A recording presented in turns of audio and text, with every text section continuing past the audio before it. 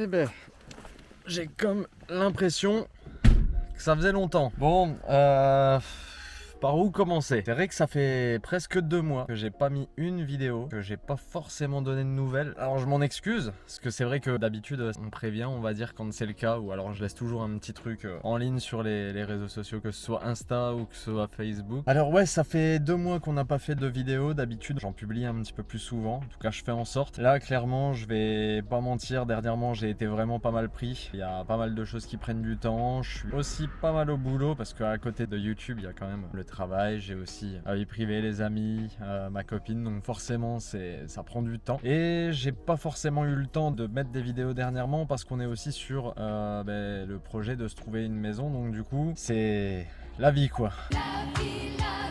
Mais du coup ouais, forcément pas de vidéo depuis quelques semaines, quelques mois même maintenant. Alors pour ceux qui me posaient pas mal de questions, parce que j'ai eu pas mal de retours depuis le temps de personnes donc, qui me demandaient un petit peu on n'a plus de nouvelles, plus de vidéos, comment ça se fait? En fait c'est très simple. Quand on a démarré en fait la construction de la S14, donc on était 2 mois avant le championnat, et en fait on était en train de commencer à préparer la caisse. J'avais commencé donc du coup à monter rapidement les vidéos du début de la préparation de la S14 pour cette année, donc chez Coco. Mais le problème qui s'est présenté en fait, c'est que on était à 1 mois et demi, 2 mois de du Val d'Argenton, pardon, parce que Croix-en-Ternois c'était il y a pas longtemps, j'ai encore ça en tête parce que j'y étais, mais ouais, Val d'Argenton. Et le truc c'est que clairement quand on a été un petit peu posé la question pour les internes du moteur, à combien on était en délai, on était sur quelque chose comme 1 mois et demi, 2 mois, on n'en était pas sûr. Et en plus de ça, il fallait finir de construire une voiture, du coup on va dire quelques jours peut-être avant le début de la saison. Donc clairement quand le Val d'Argenton on faisait une croix dessus, hein,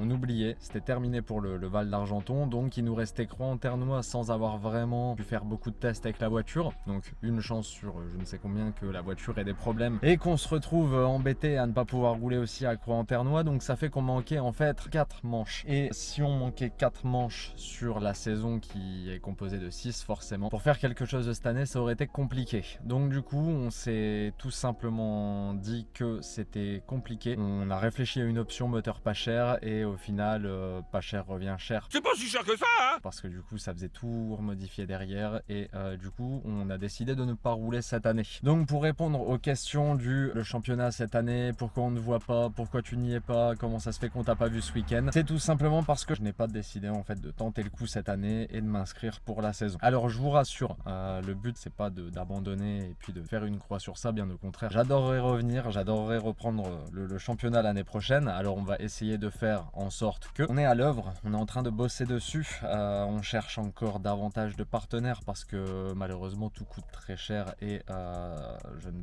peux pas tout financer moi-même tout le temps à 100%. C'est aussi pour ça que les années précédentes ont été un petit peu juste compliquées et qu'on n'a jamais pu se permettre, on va dire, trop de folie d'un point de vue mécanique. On est resté sur une carte soft parce que justement, si problème, ça coûtait beaucoup, si casse, ça coûtait énormément. Enfin, c'est toujours une question d'argent. Donc en parlant d'argent, on me voit dans une voiture tout noir intérieur avec des sachets plastiques là-bas qui sont sac poubelle vulgairement scotché sur la caisse. Alors ouais, cette voiture, faudra que je vous en parle parce que c'est un nouvel achat, rien à voir avec la E46 qu'on avait acheté premièrement, pour laquelle on en était resté pour l'instant à la carrosserie qui a été refaite. Ça c'est une caisse qu'on a eu l'occasion de racheter, qui en quelque sorte on va dire comble en partie le manque de ne pas rouler cette année, mais ça va venir donc ça normalement ça va venir dans la prochaine vidéo.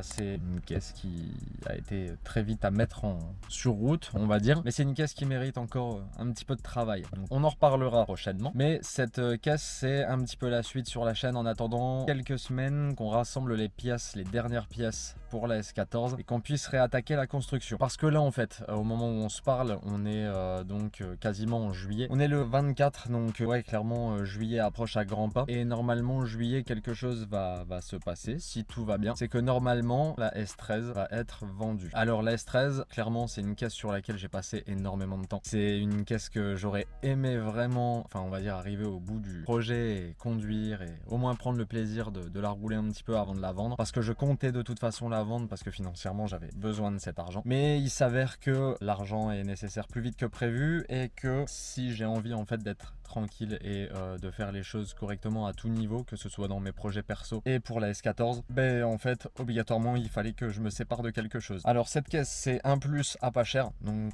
je vois déjà les personnes venir en disant oui tu fais pas le championnat cette année mais t'as acheté une caisse. Comme je l'ai déjà dit dans la vidéo qui va sortir, cette caisse c'est 1008, le championnat c'est large plus de 10 000 juste pour participer à la saison, sans parler de la construction de la voiture, donc pas la peine de me dire ça, c'est incomparable. Ça c'est un petit plaisir, l'autre c'est un, on va dire pas un gros caprice mais enfin tu m'as compris. Donc ouais, clairement cette caisse c'est le petit truc en plus pour dire de m'occuper cette année. La S13 c'est une caisse du coup qui normalement va partir pour pouvoir finaliser les projets, et la S14 du coup si tout va bien on va pouvoir du coup comme je disais bientôt commander le reste des pièces, les dernières qui nous manquent pour assembler la voiture complètement. Et c'est ce que Coco attendait. De son côté il a fait plein de choses, il a bossé sur plein de caisses, il est en train de remonter 3 moteurs en même temps, enfin c'est un bordel aussi pour lui. Je pense qu'il se gratte beaucoup la tête pour la S14. Je le sais parce que quelqu'un m'a confirmé que même la nuit, il pouvait dire des choses en rapport avec des boulons, des écrous ou quelque chose qui se monte en tout cas sur une caisse. Donc clairement, je sais qu'il se gratte la tête et ça me fait énormément plaisir. J'ai vraiment hâte de monter la caisse avec parce que je sens que la S14, une fois finie, ça va vraiment être une dinguerie. En tout cas, je l'espère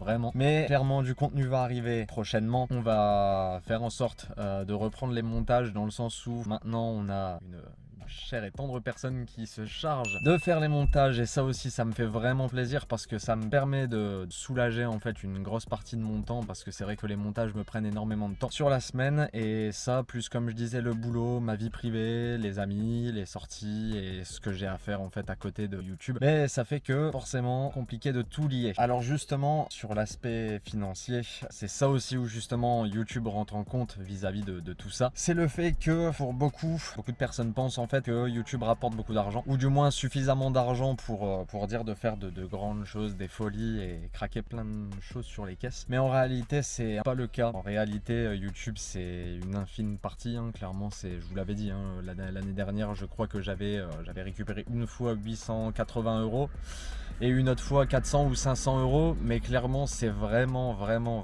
pas suffisant pour financer quoi que ce soit de plus que le trajet pour Calmont et le trajet pour le Val de Vienne avec on va dire les petits extras, c'est-à-dire les petites courses avec. Donc YouTube c'est clairement pas une source de revenus à considérer. C'est pour ça que je remercie vraiment les partenaires qui nous ont rejoints cette année, c'est-à-dire RCP, Mic aussi. On a toujours bien sûr Kenol qu'on n'oublie pas, ces magnifiques huiles qui nous servent beaucoup aussi quand on roule la saison, parce que clairement les huiles c'est un coût aussi, et surtout des excellentes huiles. Donc grand merci aussi, sans compter sur TS Barnum, CP Shop, les autres personnes avec qui on a pu faire des partenariats. J'ai tous les liens de façon dans la description pour ces généreuses sociétés qui nous aident. Mais encore une fois, ce n'est pas des sommes d'argent, c'est des remises, des ristournes. Alors ça aide beaucoup parce que clairement au lieu d'avoir on va dire 15 000 € de frais sur l'année, ça permet par exemple de réduire à 7 000, 8 000, donc c'est quand même énorme. Je pense aussi à Zestino d'ailleurs, parce que les pneus, très grosse charge de dépenses pour le drift. Mais du coup, ouais, clairement, merci à eux, merci beaucoup, parce que sinon, on va dire que je pense qu'aucune année ne serait envisageable en drift, ou alors peut-être 1 sur 3, voire 1 sur 4. J'espère par la suite qu'on pourra reprendre le rythme d'une saison par saison, mais ça reste à voir, et ça dépendra aussi encore une fois de quel partenaire voudra rejoindre l'aventure, ou alors éventuellement du soutien que je pourrais avoir. Mais en tout cas, voilà, je voulais faire cette vidéo pour vous tenir informé un petit peu de ce qui se passe. Il y a du contenu qui va arriver, parce que comme je disais, cette caisse roule et on a fait beaucoup de choses en peu de temps sur cette voiture. Le montage est prêt et merci à toi, tu te reconnaîtras pour les montages, parce que comme je disais c'est vraiment ouf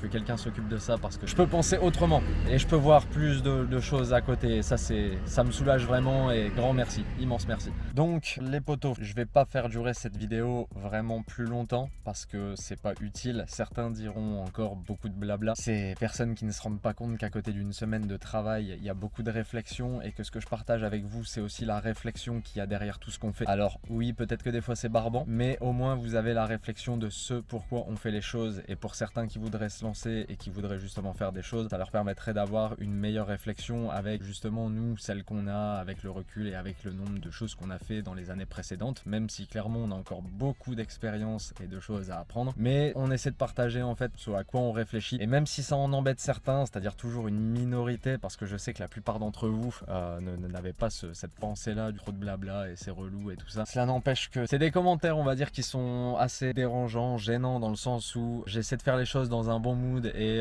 dans le sens où, comme je disais, YouTube ne rapporte rien. Alors clairement, si je le fais, oui, en effet, c'est parce que ça me permet d'avoir du visu pour les partenaires aussi, bien sûr, qui me rejoignent. Ça, on va vraiment pas se mentir, c'est grâce à ça si j'arrive à avoir des partenaires. Mais ces petits commentaires qui sont gênants, en fait, ça me dérange parce que, pour vous donner un petit peu, on va dire, ma façon de voir sur les choses, c'est que moi perso, je l'ai déjà dit, quand je regarde une vidéo, s'il y a des choses qui me déplaisent sur le type de vidéo, le format ou la personne en elle-même, ben en fait c'est simple, je regarde pas, je ne commande pas, je regarde ce qui me plaît en fait. Donc les personnes qui s'attardent pour venir me dire après derrière trop de blabla, vous attardez pas, c'est pas la peine de laisser le commentaire, j'en ai vraiment pas besoin parce qu'en fait je partagerai toujours ce que j'ai envie de partager et ça restera toujours comme ça parce que de toute façon j'ai rien d'autre à partager que ce que je vous dis sur l'instant et ce qu'on pense et ce à quoi on réfléchit quand on fait les choses. Et on va clairement pas faire 30 prises pour dire des choses qui pourraient plaire à tout le monde sans que ça paraisse être trop de blabla. Je ne fais pas de film ou de scénario comme beaucoup qui sont sur YouTube, on va dire, à temps plein et qui vivent de YouTube. Et là oui, bien sûr, tu as une semaine complète pour ta vidéo dans la semaine, réfléchir à comment la tourner, comment dire les choses, quel texte, quelle parole. Là c'est pas le cas, on fait les choses, on avance, on est focus sur la saison, c'est la prochaine ou rien, j'ai envie de dire, parce que ouais, clairement on a envie de monter une machine, on va monter une caisse qui va faire 800 chevaux. Je te demande pardon. Alors si certains sont pas intéressés sur les détails de la construction de cette caisse, ma foi, c'est que vous êtes peut-être pas sur la bonne chaîne. Donc les amis, à vous, je vous dis salut de longue durée, de longue date.